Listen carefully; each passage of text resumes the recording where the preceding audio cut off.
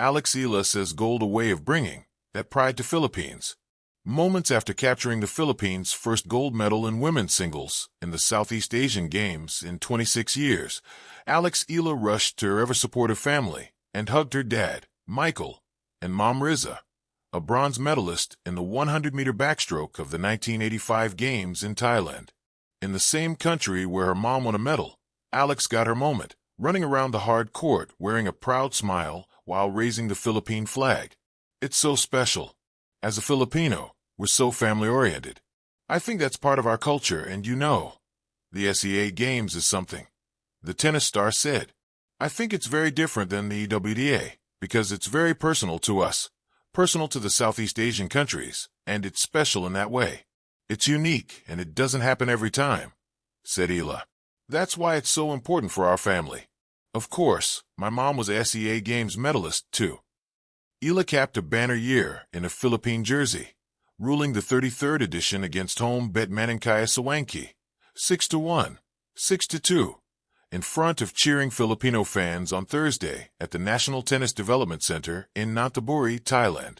After breaking through the Women's Tennis Association Top 50 this year, Eala became just the third Filipino to win the women's singles gold after Pia Tamayo, who won in 1981 in Manila, and Maricris Fernandez, the queen of the 1999 edition in Brunei.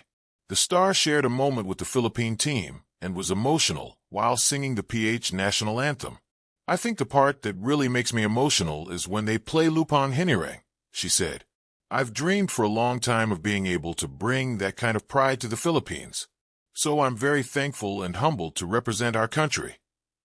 From being the flag bearer with the last Pilipinas star Brian Bagunas in the opening ceremonies, Eala had a great run in her second SEA Games, with a gold on top of 2 bronze medals in the women's team event and mixed doubles.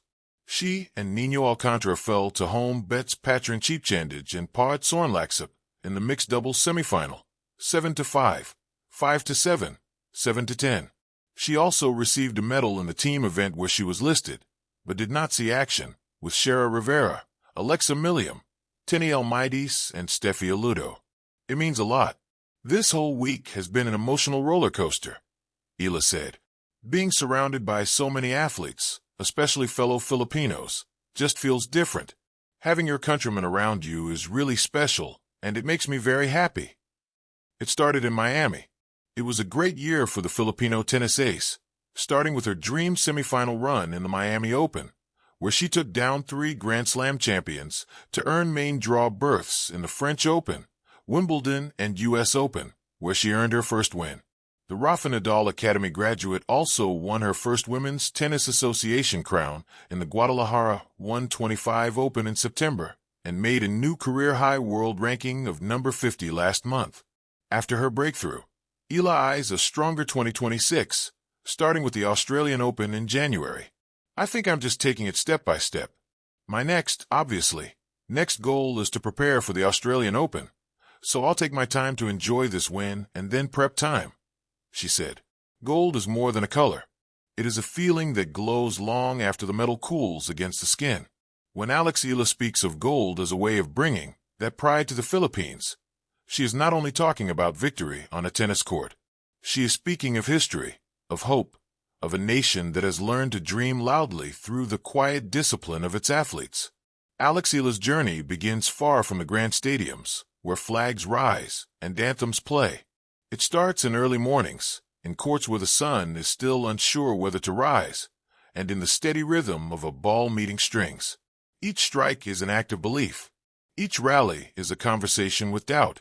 For a young Filipino athlete stepping into a sport long dominated by countries with deeper resources and longer traditions, the challenge is immense. Yet it is precisely in this imbalance that meaning is forged. To wear the Philippine colors on an international stage is to carry more than personal ambition. It is to carry islands, over 7,000 of them, stitched together by stories of resilience. It is to carry the voices of overseas workers, watching from different time zones, students waking up early to stream matches, parents explaining to their children why this moment matters. When Eala steps onto the court, she steps into a shared heartbeat. Gold, in this sense, is not an endpoint.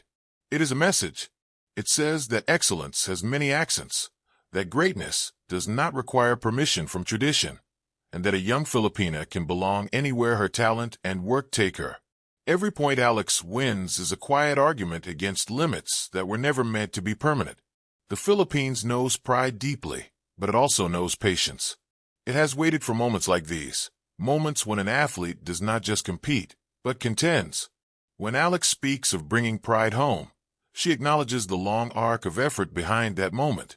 Coaches who believed, families who sacrificed, a nation that learned to celebrate not only victories, but the courage to try again after loss.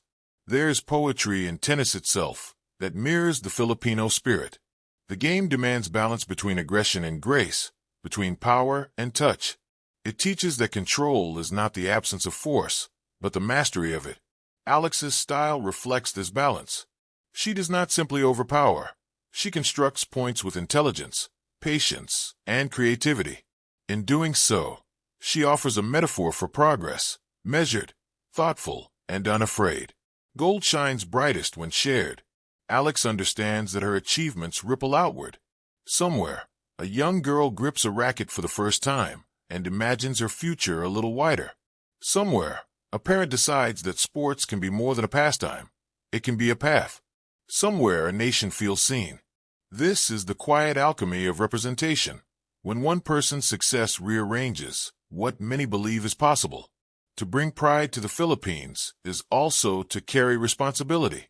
It means standing with humility, knowing that medals can inspire but character sustains. Alex's words suggest an awareness of this balance. Pride, after all, is not arrogance. It is gratitude made visible. It is the acknowledgement that one stands on the shoulders of many, and that the view is meant to be shared. In a world that often measures worth by immediate results, Alex's journey reminds us of the value of time. Gold is not rushed. It is earned through repetition, through the willingness to lose and learn, through faith in a process that does not always reward quickly. This patience resonates deeply with a people accustomed to weathering storms and rebuilding stronger. When the Philippine flag rises because of Eala, it rises not only for a win, but for a narrative reclaimed. It says that Filipinos belong in every arena where